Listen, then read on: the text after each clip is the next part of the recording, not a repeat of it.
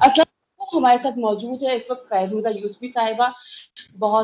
हमारी बहुत ही प्यारी बहन है, बहुत ही अच्छी हमारी सहाफ़ी दोस्त हैं, कॉलमिस्ट भी हैं, ब्लॉगर भी हैं, ब्लॉगिंग भी करती हैं, वेब पे भी काम करती हैं, बड़ा सारा अखबार में भी काम किया है, चैनल में भी काम किया है। आजकल एक वेबसाइट को अपनी खिदमत सर अंजाम दे रही है वहाँ पे।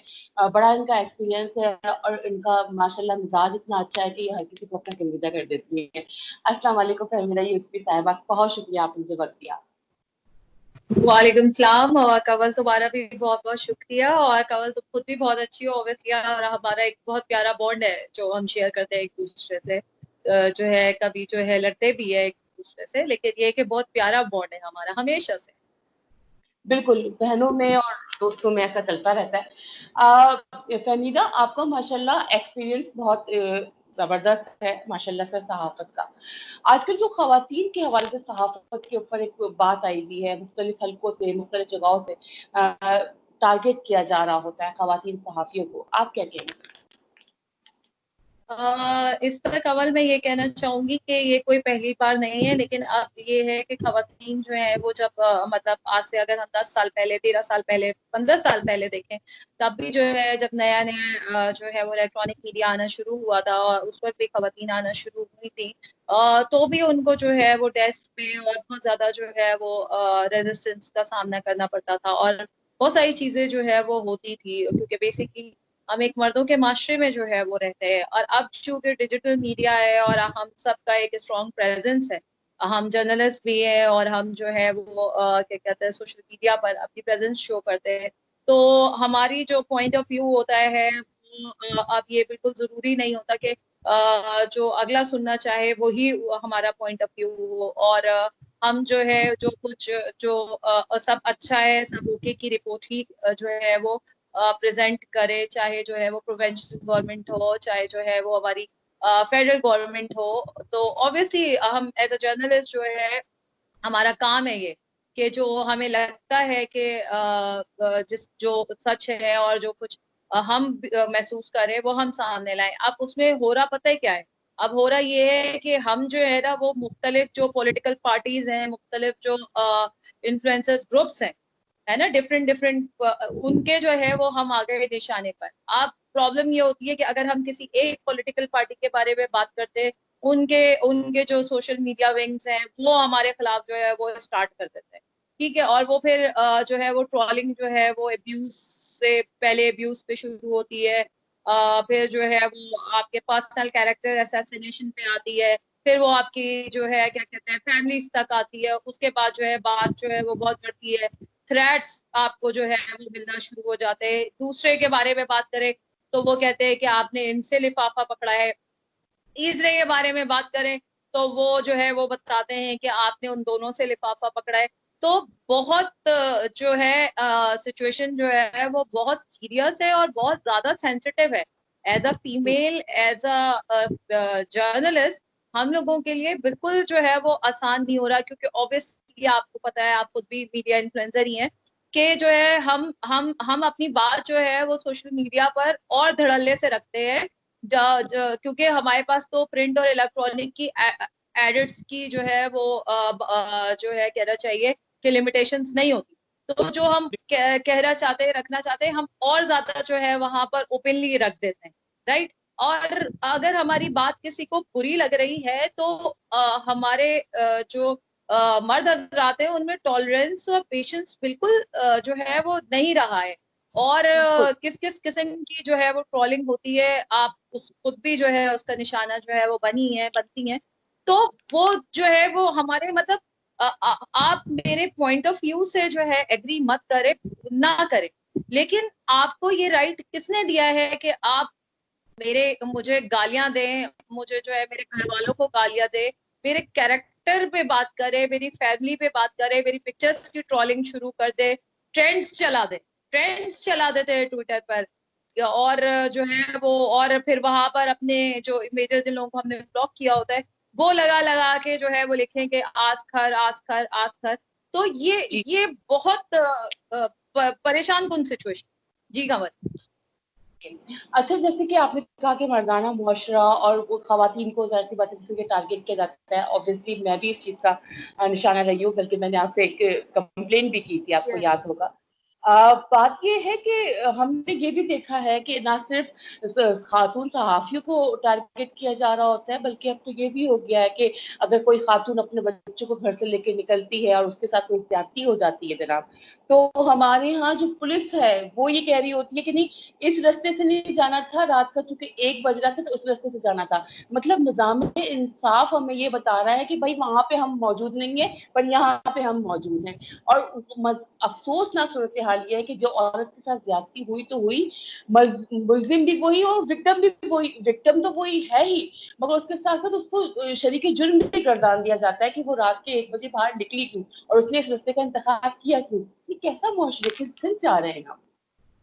बिल्कुल, जो बात मैंने आपसे कही है ना कि टॉलरेंस हमारे अंदर बिल्कुल नहीं है, पेशेंस हमारे अंदर नहीं है। अब आप मुझे बताएं, अंदाजा आप करें कि जो हमारे, जिनको रियासत ने हमारी हिफाजत का काम दिया है, हमारे मुहाफिज हैं वो, ठीक है ना, वो हम जो है वो हमें ये बता रहे हैं कि आपको इतने बजे जो है वो क्या कहते हैं सफर करना चाहिए था और इतने बजे नहीं करना चाहिए था।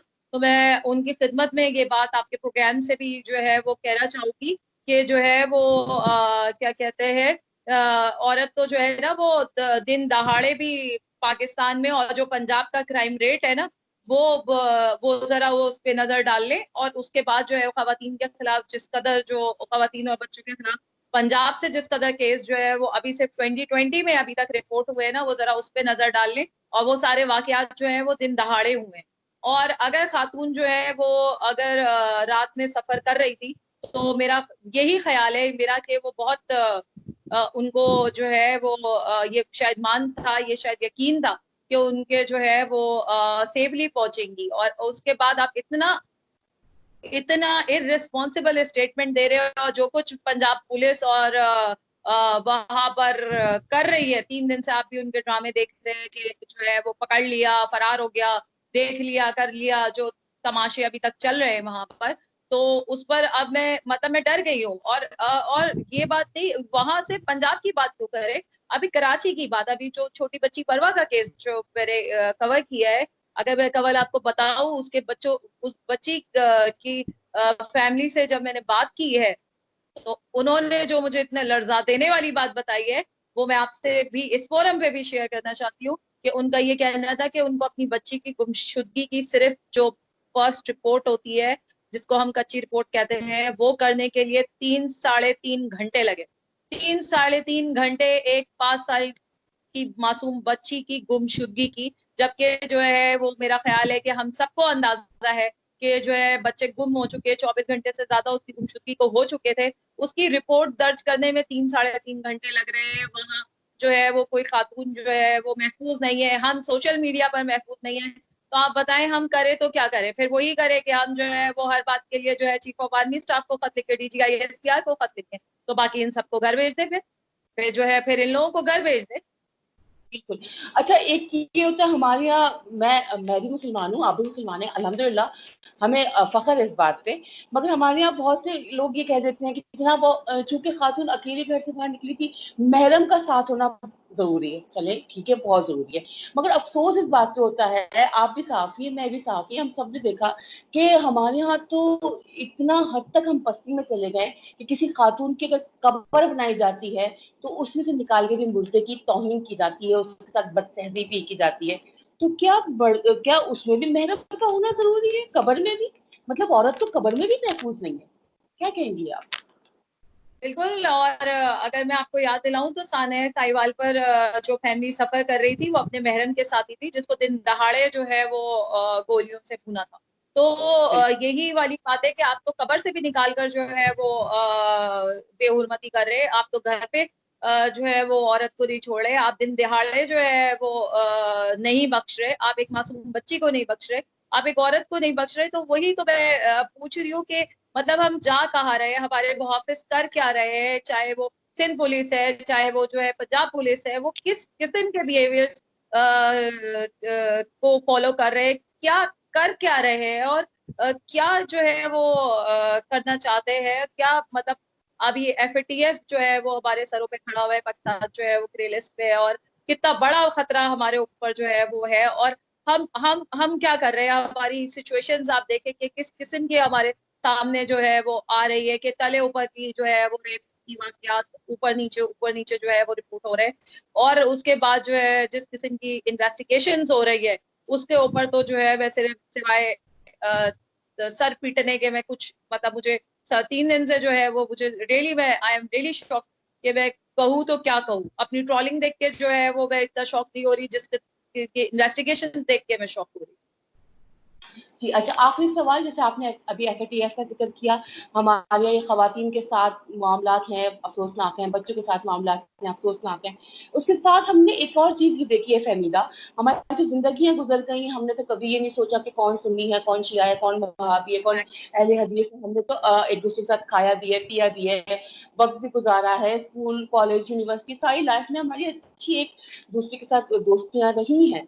अब एक किस नया सिलसिला आ गया है जनाब, हमारे यहाँ एक और हदबंदी की जा रही है कि जनाब वो शिया है तो वो सुन्नी है तो वो वहाबी है। भाई सबसे बड़ा मजहब तो इंसानियत का है और अल्हम्दुलिल्लाह हम मुसलमान हैं।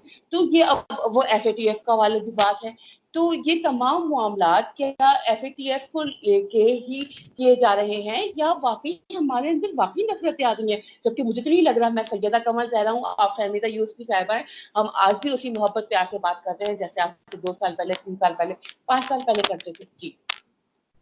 कमल, मैं आपको बताऊं, मेरे जो मेरी ननिहाल है वो उनका ताल्लुक जो है वो क्या कहते हैं अहले तशी जमात से ही है। और जो है जो मेरे मटरनल्स हैं उनका नहीं है। और एक रिस्पेक्ट एक बॉन्ड हमेशा से रहा है। लेकिन वही वाली बात है कि मैं अपने तमाम फोरम्स पे जब भी मैं बात करती हूँ मैं जरूर ये कहती हूँ कि जो है वो हमारे यहाँ के जो बहुत सारे लोग हैं वो जो है ना बेसिकली इतने इमोशनल तो इतने वो होते हैं कि वो एक प्लांटेड जो पाकिस्तान के खिलाफ जो एक फिफ्थ वॉर जनरेशन है, हाइब्रिड वॉर है। और क्योंकि आप डिफेंस एनालिस्ट खुद भी है, आपको आइडिया भी है कि उसके अंदर अनफॉर्चुनेटली इनडायरेक्टली उसका हिस्सा बच जाता है। और जो कुछ जो है वो हुआ है और हो रहा है वो किसी सूरत भी जो है दोनों तरफ से जो है वो अगर मैं कहूँ तो दोनों तरफ से जो है बहुत ज्यादा अदम बर्दाश्त का रवैया देखने में आया। और जो कुछ मैं हेट स्पीचेस अभी भी देख रही हूँ, मुझे देखी है मैंने वॉल्स पर। तो उस पर मैं सिर्फ इतना कहना चाहती हूँ कि जो है वो एक मुसलमान के तौर पर आप कोई भी नजरिया फॉलो करें, आप एक दूसरे की रिस्पेक्ट कर सकते हैं, एक दूसरे का एहतराम कर सकते हैं। इस एहतराम के साथ जो है 1400 साल से जो है इस्लाम चला आ रहा है और कयामत तक चलेगा। और एक और बात जो मैं यह कहना चाहूंगी और वो यही है कि बीच में जो ये प्लांटेड भी हैं, जो मुझे ऐसे लगता है ना कवल, कि वो बहुत ज्यादा मतलब अगर एक हो गई है और उसकी कवरेज अगर नहीं की गई है तो ऑब्वियसली कुछ सेंसिटिविटीज की वजह से नहीं दी गई होगी। लेकिन जो है वो डिजिटल मीडिया पर वो टॉप ट्रेंड पर अगर वो चल रहा है तो इसका मतलब है कि उसके पीछे एक वो माइंडसेट है जो हमारे मुल्क की सिक्योरिटी के लिए थ्रेट है। क्योंकि आप टाइमिंग्स देख रही हैं कि कितनी जो है वो कैसी बिल्कुल, परफेक्ट टाइमिंग्स हैं। तो बिल्कुल। ये चीजों को भी हमें देखना चाहिए। Thank you so much